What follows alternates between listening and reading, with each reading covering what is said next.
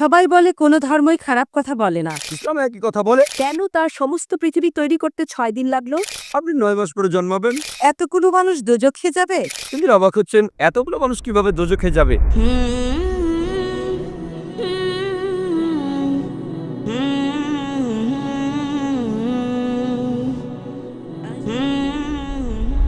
সবাই বলে কোনো ধর্মই খারাপ কথা বলে না, কিন্তু মুসলিমরা কেন অন্য ধর্মের লোকদের ইসলাম গ্রহণ করতে বলে?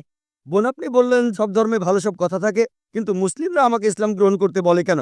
অন্য যেসব ধর্ম আছে সেগুলো যা বলে তার বেশিরভাগ কথাই ভালো, তবে ইসলাম ভালো কথা বলার পাশাপাশি আপনাকে দেখাবে কিভাবে সেটা অর্জন করতে হয়। আমি উদাহরণ দিয়েছি, সব ধর্মই বলে চুরি করো না, ইসলাম একই কথা বলে, তবে ইসলাম দেখিয়ে দেয় কিভাবে সেই অবস্থানে যাবেন যেখানে কেউ চুরি করে না। জাকাত দেন, সাহায্য করেন, এরপর কেউ চুরি করলে তার হাত কেটে ফেলেন, তাহলে চুরি করা বন্ধ হয়ে যাবে, কোনো অপরাধ থাকবে না। এজন্যই আমি বলেছিলাম যে ইসলাম ভালো কথা বলার পাশাপাশি আপনাকে দেখিয়ে দেবে কিভাবে সেটা অর্জন করতে হয়।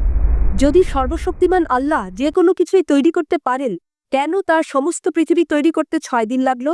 বোন প্রশ্ন করলেন যে আল্লাহ যদি যে কোনো কিছু সৃষ্টি করতে পারেন তাহলে কেন 6 দিন সময় নিলেন? বোন, আল্লাহ যদি চাইতেন একদিনে সৃষ্টি করতে পারতেন, তখন আপনি বলতেন যে কেন একদিনে তৈরি করেছেন, 6 দিনে কেন নয়?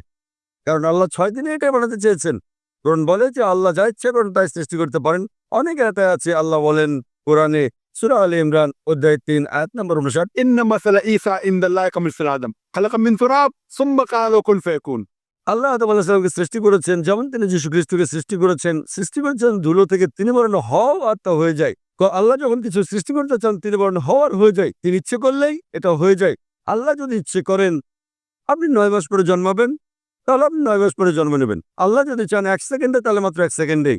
তো আল্লাহ চাইলেন যে তিনি কোনো কিছু 6 দিনে সৃষ্টি করবেন, তাই তিনি করলেন। পৃথিবীতে অনেক মানুষ ভুল কাজ করছে, আমার ভাবতে খুব অবাক লাগে, এতগুলো মানুষ দোজখে যাবে? তিনি অবাক হচ্ছেন এতগুলো মানুষ কিভাবে দোজখে যাবে। আমাদের এই জীবনটা হলো পরীক্ষা।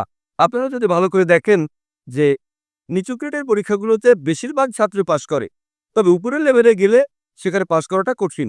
উদাহরণস্বরূপ কোনো কঠিন পরীক্ষায় বসেছেন, যেমন মেডিকেল কলেজে ভর্তি হতে গেলে আপনাকে পড়তে হবে, খাটাখাটনি করতে হবে, পড়াশোনা করতে হবে। একইভাবে বেহেশতে যেতে গেলে এটা সহজ কাজ না, এটা মেডিকেলে ভর্তির চেয়েও অনেক কঠিন কাজ। তাই এটা আসলে পরকালের জন্য পরীক্ষা। যারা আল্লাহর নির্দেশগুলো মেনে চলবেন তারা ইনশাআল্লাহ বেহেশতে যেতে পারবেন।